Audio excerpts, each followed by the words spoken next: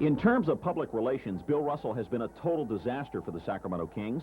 He has made very few, if any, public appearances on behalf of the club. He simply refuses.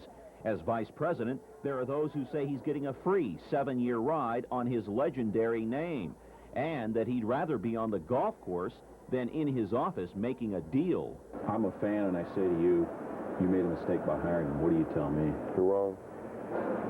I don't know if they'd admit it publicly, but they haven't admitted it publicly, in fact. But I think that they really felt that in addition to getting a person who knows his way around the league, they would be getting a real ambassador of the game, an ambassador to the community. And Bill has been anything but that. You know, he kind of passed himself off as a guy who's changed, who's grown up a lot since Seattle, when he shut himself off. But in fact, he hasn't.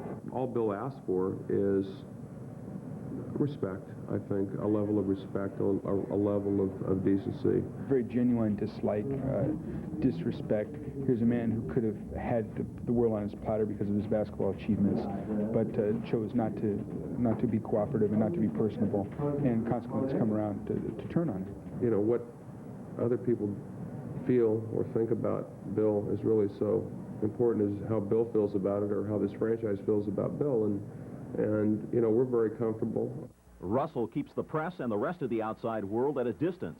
Perhaps it stems from the racism endured in his early years as a player. In 1955, he was denied service in 2 Kansas City restaurants.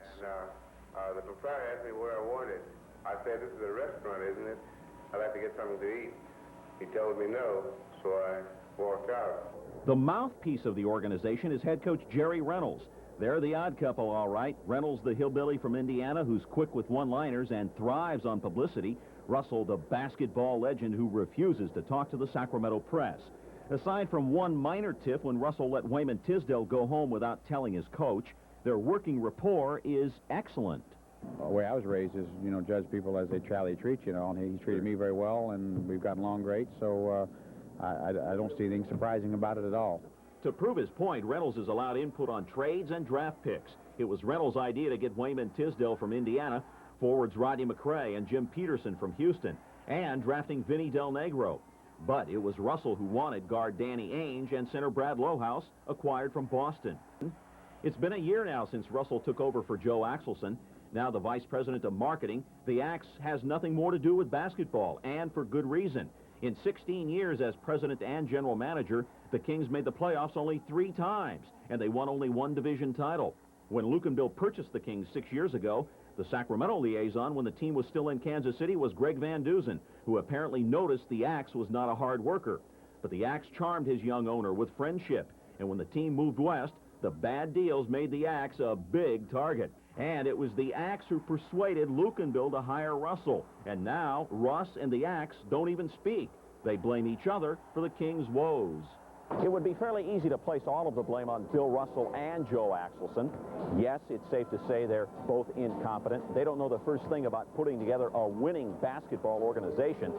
But I think you have to take the blame and place it directly and firmly on the doorstep of the Kings' managing general partner, Gregg Lukenbill.